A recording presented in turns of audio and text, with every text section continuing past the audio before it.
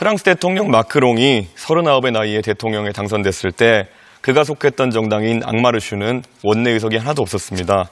하지만 마크롱 당선과 함께 프랑스 정치에는 거대한 지각 변동이 일어났고 연금개혁, 교육개혁, 노동개혁이 있어서 의미 있는 성과를 이뤘습니다.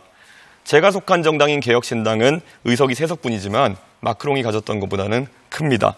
저의 당선과 함께 대한민국 정치에는 자연스럽게 토론과 협치가 방식으로 등장하게 될 것입니다. 아무것도 없는 것 같지만 오히려 모든 것을 가질 수 있는 그런 역설입니다.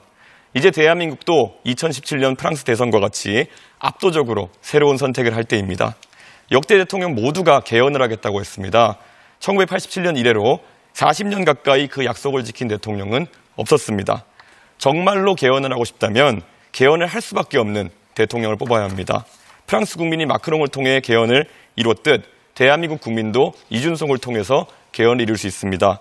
국민연금을 가지고 양당이 미래 세대를 착취하는 야합을 했듯이 권력구조 개편을 양당에 맡겨놓으면 기득권 세력끼리 권력을 나눠 갖는 개헌 야합을 시도할 것 같습니다. 프랑스어 앙마르슈는 전진이란 뜻입니다. 좌도 우도 아니고 앞으로 저 이준석이 5천만 대한민국 국민과 함께 하겠습니다. 제가 문제가 있다면 당연히 처벌받았겠죠. 제가 안 처벌받으면 자꾸 저 처벌을 하는데 우리 이준석 후보는 어떻게 보십니까? 이 문제. 방금 전에 이재명 후보가 측근들이 문제가 있으면 나도 문제가 있는 것이냐 이렇게 하셨기 때문에 본인들 측근들이 이제 문제 생기시면은 똑같은 논리로 이제 타격받으실 텐데 그냥 급급해가지고 안 말씀하신 것 같습니다. 실제로 이재명 후보 문제 많죠. 네, 구추 사용할 수 있습니다. 네, 그래서 지금 이렇게 본인이 이렇게 전 세상이 다 아는 문제를 딱 잡아떼는 거 이거는 대통령 자격이 없다고. 네, 주어진 시간 모두 사용했습니다. 이어서 이준석 후보 주도권 토론 시작합니다. 예, 이재명 후보님 그 헌법 8조 잘 아시죠? 예, 뭐 조문은 정확하게 기억 못 하겠네요. 말씀해 보세요. 예, 정당에 관한 부분이니까 모르시죠. 그러니까 정당을 민주적으로 운영해야 된다는 내용이 헌법 8조의 2항인데요. 제발 그 헌법대로 정당을 운영하셨으면 좋겠다 그런 생각을 했습니다. 사실 민주당의 운영을 보면요. 정당 내부의 민주주의의 실종이란 말을 들은 지 오래고요. 정당의 당원 같으면은 국가의 헌법과도 같은 것입니다. 그런데 이 당원 같은 것을 막 바꾸고 그러세요. 그래서 그 민주당의 당원을 보면 80조에 보면은 여러 가지 범죄 혐의가 있으면은 당직이 기소 시에 정지되게 돼 있는데 그것도 이제 마음대로 바꾸시고 이렇게 하는 모습을 보면서 1심 유죄 나오자마자 당원 80조가 삭제됐거든요. 이렇게 당의 존립 근거가 되는 당원을 이렇게 마음대로 바꿔버리고 위인 설법 아니겠습니까? 이재명 후보 전에는 기소된 사람 없었습니까? 근데 이재명 후보가 기소되고 나니까 유죄를 선고받으니까 이런 것들을 없앤다는 것 자체가 법 체계에 대한 당내의 법 체계에 대한 이해도 별로 없으신 것 같고 그래서 지금도 형사소송법 개정이나 이런 것에 대해 가지고 사회의 규칙이나 제도에 대한 존중 자체가 없는 것이 아니냐라는 비판을 받는 겁니다. 어떻게 보십니까? 앞으로 이런 법률이나 개헌을 진행하는 데 있어서 본인이 관련된 부분은 좀 회피하시고 이렇게 하실 의향이 없으십니까? 더불어민주당은 역사에 없을 정도로 당원 중심의 민주적 정당으로 바뀌었고 강하고 유능한 정당으로 바꿔서 대한민국 정치사에서 가장 큰 야당의 승리를 이뤄냈고 가장 강력한 수권 정당이 됐습니다. 남의 당 얘기하기보다는 개혁신당은 그 허은하 대표를 그렇게 강제적으로 조치를 하지 않았습니까? 또 김용남 의원도 개혁신당 아닌가요? 그리고 그 당내 자금 사용 관련해서 부패 혐의로 고발당하고 그랬던 것으로 아는데 시간 지났는데요. 예. 어쨌든 그런 점도 살펴보시기 바랍니다. 시간 지났다니까요. 예. 뭐 허은하, 김용남 그렇게 좋으시면은 허은하 의원님이 말씀하신 거 제가 이재명 대표에 대해 평가한 거 읽어드리면요. 매표 포퓰리즘 하는 사람이다. 한국판 차베스다. 김용남 의원은요. 이재명은 대통령커녕 성남시장의 자격도 없다. 경기도민이 낸 세금으로 횡성 한우보다 더 맛있다는 횡령 한우를 사 먹었으면 죄값을 치러야 된다. 뭐 이런 부분도 반영해가지고 같이 데려가셨으면 좋겠다. 이런 말씀 드립니다. 그리고 계속 이제 질문에 질문으로 답하시는 아주 안 좋은 그런 어떤 태도가 있으신데요. 지난번에도 똑같았지만은 이제 국민들이 그 수법 잘 알 테니까 자제해 주셨으면 합니다. 오늘 또 이 토론이 있는 날에도 제가 알기로는 이재명 후보님 재판, 공판 준비기일이 있었던 걸로 알고 있습니다. 법인카드 사적 유용 혐의에 대해서 재판 공소장을 보니까 흥미로운 대목이 있습니다. 많은 분들이 뭐 10만 원 때문에 그러냐 그렇게 하는 분들인데 그거는 공직선거법에 대한 부분이고요. 지금 재판받는 거 보면은 2019년부터 2021년 10월까지 과일만 2,791만 원 정도 법인카드로 사셔가지고 사적 유용 때문에 재판받고 계신 거거든요. 259번 과일을 사주셨는데 2,791만 원어치 드셨어요. 과일이 평균 가격을 보니까요, 뭐 종류가 다양하겠죠. 1kg에 10,000원 정도 하던데요. 이 기준이라면은 2,800만 원어치의 과일을 2년 동안 드셨으면은 2.8톤입니다. 혹시 집에 뭐 코끼리 같은 거 키우십니까? 사람이 어떻게 이렇게 많은 과일을 집에서 이렇게 법인카드로 결제할 수 있는지 혼자 드신 겁니까? 아니면 어떻게 하신 겁니까? 대답할까요? 예. 네. 그래서 엉터리라는 거예요. 그거는 제가 쓴 일도 없고, 그 쓰는 거 본 일도 없고, 실무부서에서 과일 거래를 했다는데 그걸 제가 어떻게 합니까? 그걸 전부 제가 횡령을 했다, 지시를 했다, 알고 그랬다라고 기소를 했는데 그게 바로 엉터리 기소라는 뜻이고요. 그 사건에서는 제가 그걸 지시한 것으로 보여진다라고 기소를 했는데 그런 근거 자료가 한 개도 없어요.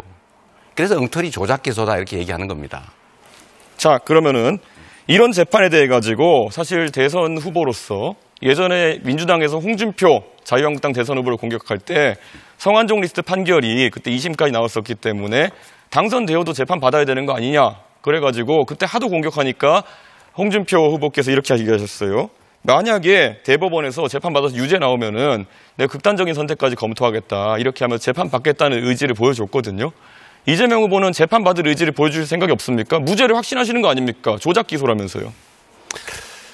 너무 많은 기소를 해놓고 성남 FC 사건 같은 경우는 제가 직접 한 건 아니고 지금 직원들이 기소되어 있는데 증인이 478명이에요.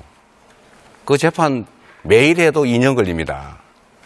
그런 재판들을 마구 기소해놓고 이 검찰 국가가 이렇게 난폭하게 정치 탄압을 했잖아요.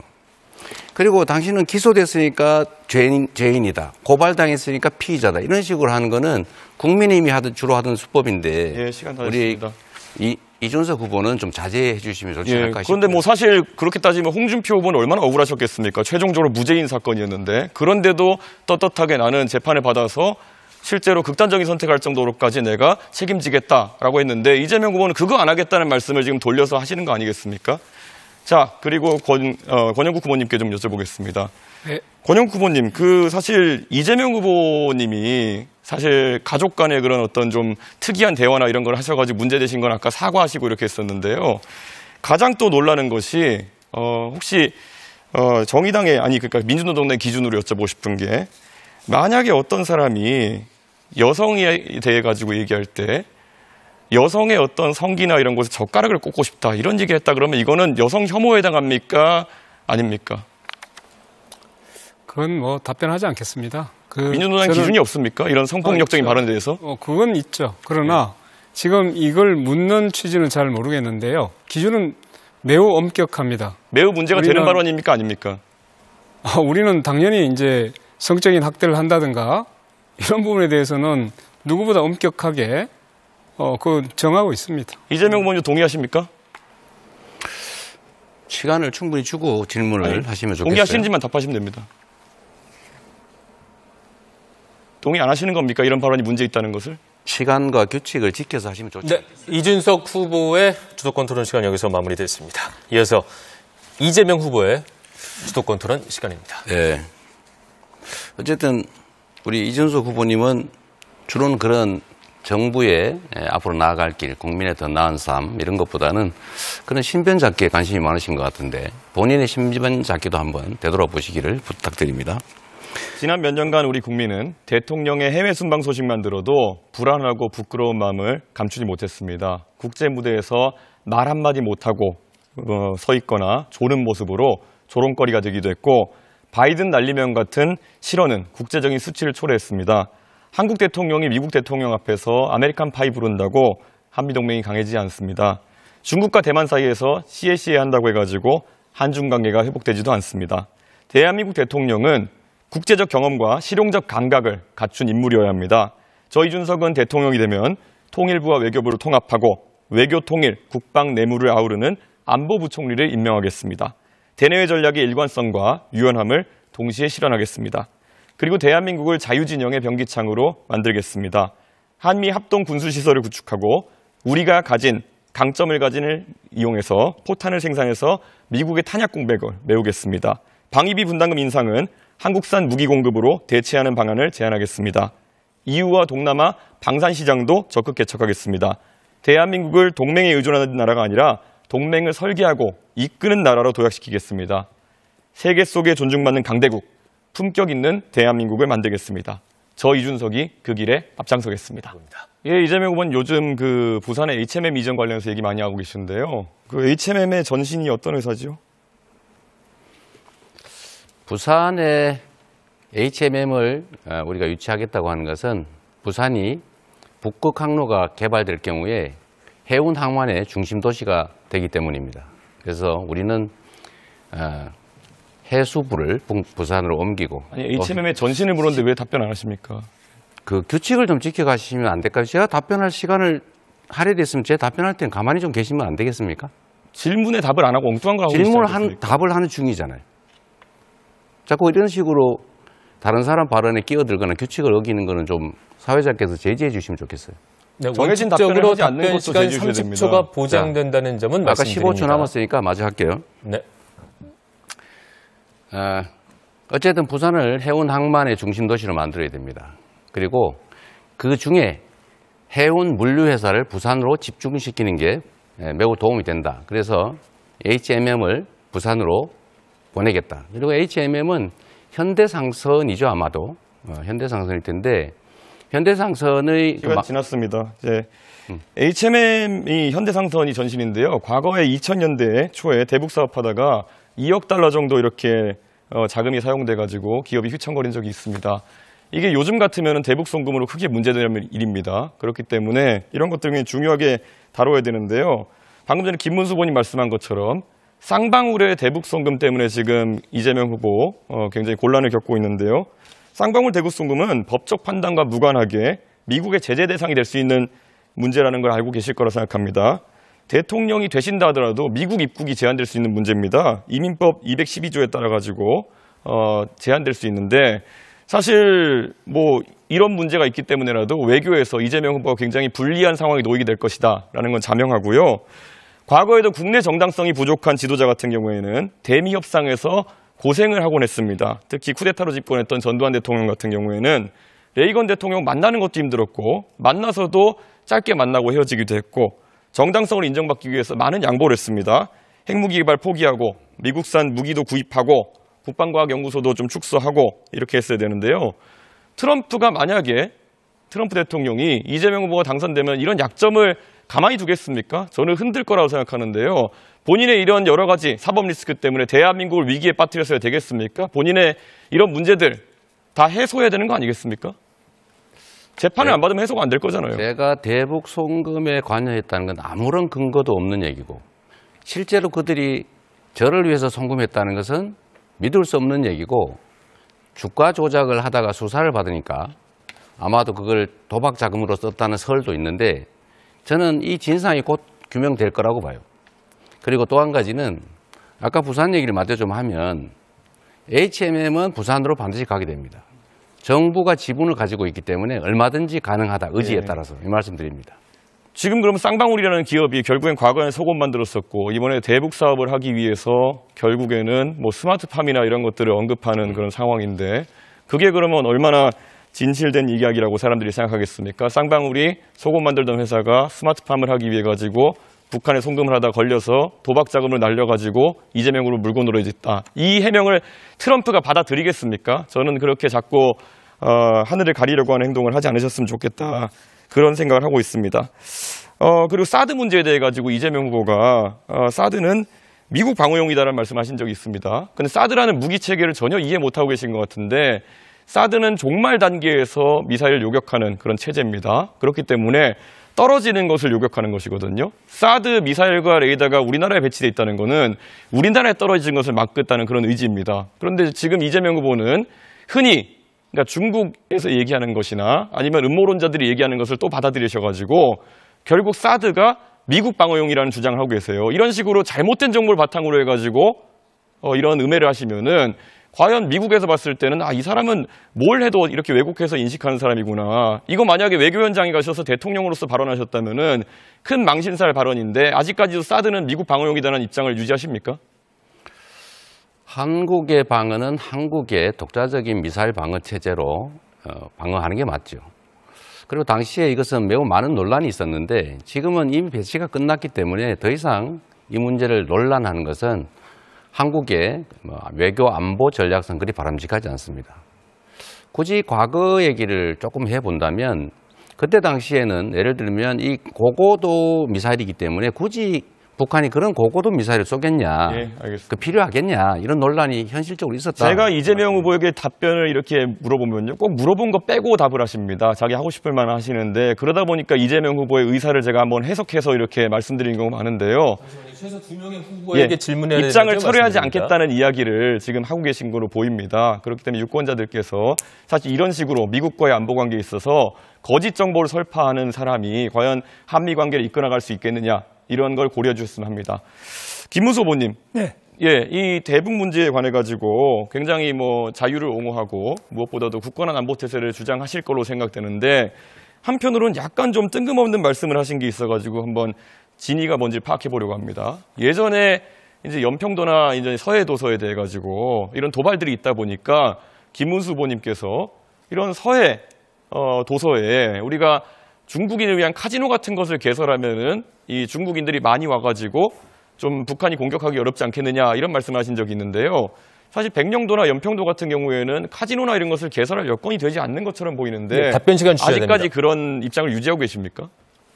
그때 그 이야기에서 지금 또 우리나라에 외국인들이 많이 관광을 오고 또 우리 미군이 주둔하고 이런 것들이 우리 방어력의 중요한 일부를 이루고 있다고 생각하고 있고요. 특히 중국인들도 이 서해와 가깝기 때문에 와서 그 카지노 같은 경우에 수도권 토론 여기서 마무리됐습니다. 이준석 후보에게 묻겠습니다. 네, 이건 인권 얘기하고 관련이 있기 때문에 물어보는 겁니다. 지난 2차 토론회 때 제가 이준석 후보의 이주노동자에 대한 최저임금 차등 공약은 ILO 협약 위반이라고 비판을 했습니다. 예. 그러자 이준석 후보가 캐나다의 TFWP 사례 그리고 국내 산업 연수행 제도를 들어서 가능하다고 반박했습니다. 이거 언론에 팩트 체크가 됐던데요. 캐나다의 경우 제도를 도입했으나 내국인 일자리가 줄어들어서 2013년에 제도를 폐지했습니다. 맞죠? 맞죠? 답변을 해주신 겁니까? 그러니까 답변을 제시하는 그러니까 겁니까? 제가 드릴게요.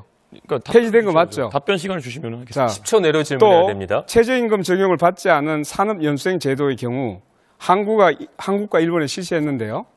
이게 외국인 노동자 인권 침해라고 해서 국제사회의 비난을 엄청 받았어요. 그래서 제가 다 말씀드리는 폐지했습니다. 것은 TFWP 제도도 이제 답변을 자, 해주시죠. 잠깐만. 30초 답변을 드려야 됩니다. 질문을 30초 하고 보장해 주셔야 하겠습니다. 됩니다. 답변을 드려야 됩니다.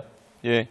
TFWP 제도 같은 경우에도요. 결국에는 질문을 이렇게 드리겠습니다. 아니, 외국인 시간이 없습니다. 차별임금제가- 답변을 드려야 아니 됩니다. 답변 시간을 보장해 주셔야 되는데 네. 왜 자꾸 시간이 없습니다. 차별임금제가 아니 여전히 답변 시간을 시소하시겠습니까? 주셔야 된다니까요. 지금 왜 자꾸 그렇게 하십니까? 하세요. 아니 8초 남겨놓고 무슨 답변을 하라는 겁니까? 다 지금 30초 소진하신 다음에. 하시라니까요. 네, 권영국 후보의 수도권 토론은 여기서 마무리하겠습니다. 마지막으로 그러면 답변 시간. 네, 알겠습니다. 이어서 김문수 후보 아니 이건 수도권 매너가 너무 토론. 없는 거 아닙니까? 답변 시간을 시작하겠습니다. 보장해 그런 거 주시고. 아니라 이 얘기는 팩트 체크를 하기 위해서 했던 얘기입니다. 네, 제가 앞으로 30초 조금 더 보장한다는 룰을 안 정확하게 지키시지 않으셨습니까? 공지를 해드리겠습니다. 네, 이준석 김문수 후보께 후보. 묻습니다. 지금 세계 역사상 이런 무지막지한 자기 방어를 위한 방탄 독재를 이 3권에 다 합쳐가지고 이래 하는 사례가 있었습니까? 사실 저는 기소도 안 돼보고 재판도 안 받아보고 감옥은 더더욱 안 가봤기 때문에 제가 잘 모르긴 합니다만 변호사를 하시는 제 지인들한테 들어보니까 이 감옥에 가보면은 자기 죄 있어서 왔다고 하는 사람 하나도 없다고 합니다. 일관되게 하는 얘기가 경찰을 잘못 만나서 검사를 잘못 만나서 증거 하나도 없는데 나를 잡아넣었다. 이런 얘기하는 분들의 상투적인 변명이라고 하니까요. 아마 김문수 후보님이 궁금해하시는 것도 그런 부분이 아닐까. 보통 일반적으로 범죄자가 자기 죄를 시인하고 이런 경우 거의 없습니다. 예. 아까 말했던 것처럼 수사기관을 욕하고 검사 때문이다. 이렇게 얘기하는 게 상투적인 수법이라는 걸 국민들께서 알아주셔야 됩니다. 이제 질문은 어렵고 제가- 발언할 수 있습니다. 질문은 존경하는 국민 여러분, 지난 3번의 토론을 보면서 어떤 판단을 하셨습니까? 저는 이 토론 자리를 통해 단 하나, 제가 우리 조국 대한민국을 얼마나 사랑하는지 보여드리고 싶었습니다. 저와 제 가족이 상계동 5성 빌라 반지하에서 시작해 오늘 이 자리까지 올 수 있었던 것은 결코 제 혼자의 힘이 아니었습니다. 수많은 분들의 응원, 그리고 이 위대한 나라가 있었기 때문에 가능했습니다. 공부할 기회를 주셨고 국비 유학생으로 저를 세상 밖으로 보내주셨고 국민의 선택으로 정치의 길에 나섰습니다. 이제 저는 그 빚을 갚고 싶습니다. 제가 책임지고 여러분께서 피와 땀으로 지켜오신 그 소중한 기회의 사다리를 여러분의 아들, 딸, 손자, 손녀에게 물려주겠습니다. 내일을 준비하는 대한민국이 당신을 빼놓지 않도록 기호 4번 이준석 열심히 하겠습니다. 소중한 한 표 부탁드립니다.